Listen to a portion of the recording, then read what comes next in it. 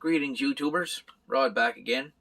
I've been having some trouble uploading videos because of my internet uploading speed is slow here. When I go down the road, all of a sudden they start uploading really quick. So I'm just going to do a few shorter ones for now to kind of fill the gap.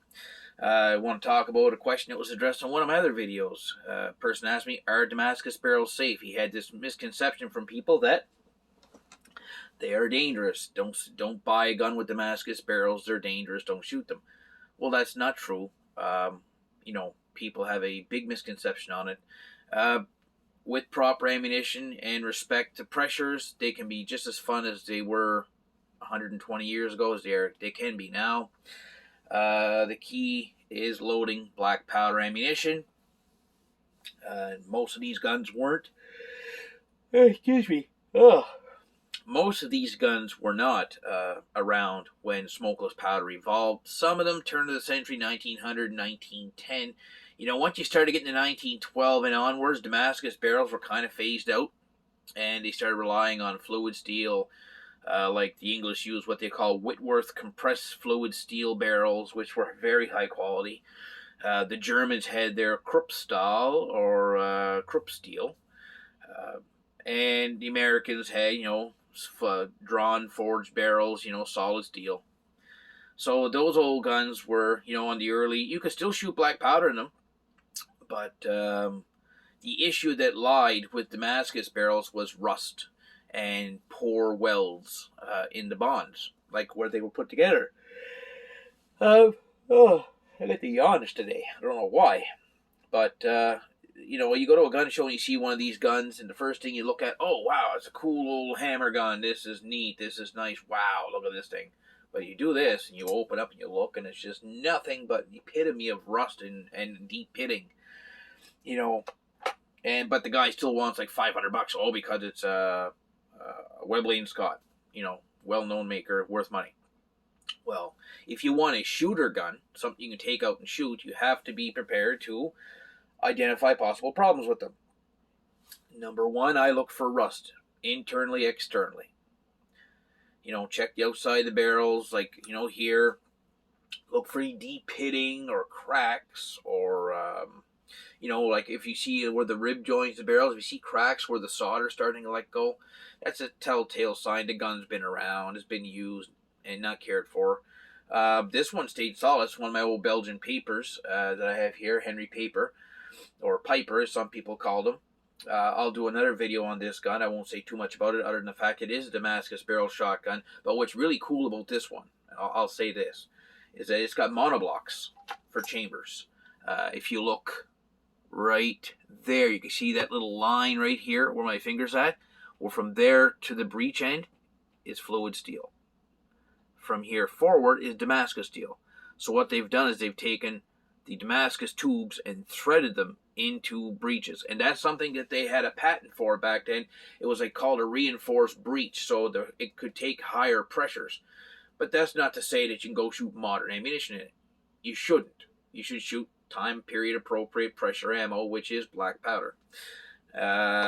This gun was probably built around like the late 1890s, 1900s, like the turn of the century. So smokeless powder was only starting to come out in the very early 1900s, like 1910 and onward. You seen smokeless shot shell ads come out, and a lot of gun guys you say also approved for nitro and black powders, or bored for nitro and black powder.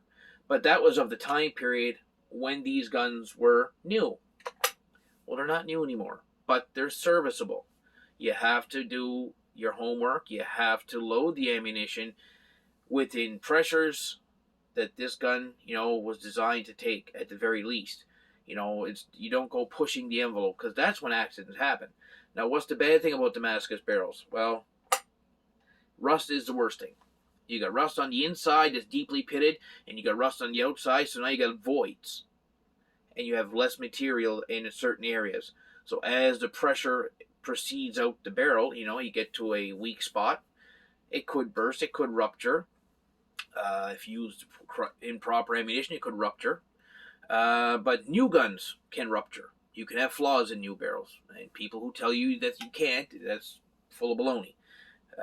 Guns are made by humans. Humans do what? They make mistakes.